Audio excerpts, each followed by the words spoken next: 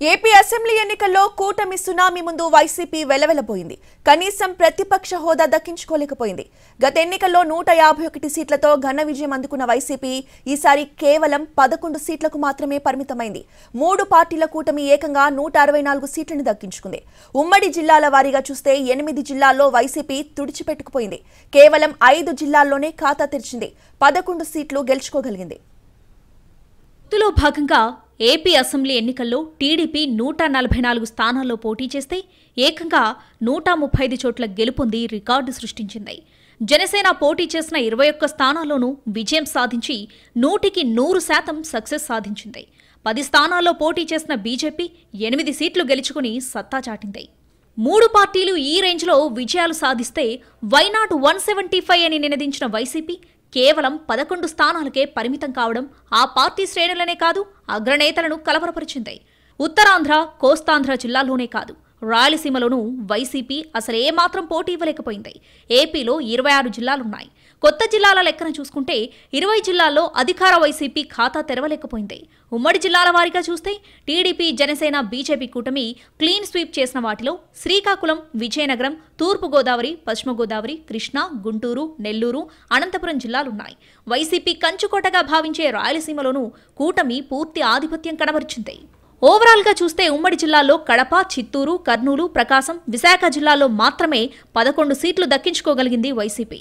ఇందులోనూ 7 సీట్లు సీమ జిల్లాల నుంచి వస్తే 2 సీట్లు కోస్తాంధ్ర నుంచి దక్కాయి. మరో 2 ఉత్తరాంధ్ర నుంచి వచ్చాయి. కడప జిల్లాలో 3, చిత్తూరు జిల్లాలో 2, కర్నూలు జిల్లాలో 2, ప్రకాశం జిల్లాలో 2, విశాఖపట్నం జిల్లాలో 2 వైసీపీ అభ్యర్థులు గెలిచారు. కర్నూలు జిల్లాలో ఆలూరు, మంత్రాలయంలో వైసీపీ అభ్యర్థులు విజయం సాధించారు. కడప జిల్లాలో పులివెందుల సెగ్మెంట్లో జగన్ విజయం సాధిస్తే ఆ జిల్లాలోని బద్వేలు, రాజంపేటలో వైసీపీ అభ్యర్థులు విజయం దక్కించుకున్నారు. చిత్తూరు జిల్లా పుంగనూరులో మంత్రి పెద్దిరెడ్డి విజయం సాధించారు. ఇదే జిల్లాలో తంబళ్లపల్లె సీటు వైసీపీకి దక్కింది. ప్రకాశం జిల్లాలో దర్శి, ఎర్రగొండపాలెం సీట్లు వైసీపీకి దక్కాయి. పరిపాలనా రాజధానిగా విశాఖను చేస్తాం, విశాఖలో మళ్లీ సీఎంగా ప్రమాణ స్వీకారం చేస్తామని జగన్ ధీమాగా చెప్పారు. కానీ విశాఖ వాసులు వైసీపీని ఆదరించలేదు. ఏజెన్సీ సెగ్మెంట్లు అరకు, పాడేరులో మాత్రమే వైసీపీకి విజయం దక్కింది. ఉమ్మడి శ్రీకాకుళం జిల్లాలో 10 స్థానాలుంటే అన్ని చోట్ల వైసీపీ ఓడిపోయింది. శ్రీకాకుళం జిల్లాలో టీడీపీ 7 స్థానాలు, జనసేన 2 స్థానాలు దక్కించుకుంటే బీజేపీ 1 చోట గెలిచింది. ఉమ్మడి విజయనగరం జిల్లాలోని 9 స్థానాల్లోనూ వైసీపీ అభ్యర్థులు పరాజయం చెందారు. ఈ జిల్లాల్లో 8 చోట్ల టీడీపీ గెలిస్తే 1 స్థానం జనసేన దక్కించుకుంది. 19 నియోజకవర్గాలున్న ఉమ్మడి తూర్పుగోదావరి జిల్లాలో వైసీపీ 1 సీటు కూడా గెలుచుకోలేకపోయింది. ఈ జిల్లాలో టీడీపీ 13 సీట్లు గెలిస్తే జనసేన 5 సీట్లు కైవసం చేసుకుంది. అనపర్తిలో బీజేపీ విజయం సాధించింది. ఉమ్మడి పశ్చిమ గోదావరి జిల్లాలో 15 సెగ్మెంట్లలోనూ వైసీపీ ఓడిపోయింది.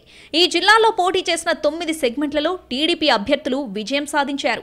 జనసేన పోటీ చేసిన 6 నియోజకవర్గాల్లోనూ జయకేతనం ఎగురవేసింది. ఉమ్మడి కృష్ణా జిల్లాలోని 16 నియోజకవర్గాల్లోనూ వైసీపీ ఘోర పరాజయం చవిచూసింది. ఈ జిల్లాలో బీజేపీ 2 చోట్ల, జనసేన 1 సెగ్మెంట్లో గెలిస్తే మిగతా 14 చోట్ల టీడీపీ జెండా ఎగిరింది. ఉమ్మడి గుంటూరు జిల్లాలోనూ వైసీపీకి 1 సీటు దక్కలేదు. ఈ జిల్లాలో 17 నియోజకవర్గాల్లో 1 జనసేన గెలిస్తే మిగతా 16 స్థానాల్లో టీడీపీ అభ్యర్థులు జయకేతనం ఎగురవేశారు. నెల్లూరులో అసలేమాత్రం పోటీ ఇవ్వలేకపోయింది వైసీపీ. జిల్లాల్లో 10 అసెంబ్లీ సీట్లుంటే 10 సీట్లను టీడీపీ అభ్యర్థులు కైవసం చేసుకున్నారు. ఉమ్మడి అనంతపురం జిల్లాలో 14కు 13 స్థానాలను టీడీపీ సొంతం చేసుకుంది. ధర్మవరంలో బీజేపీ విజయం సాధించింది.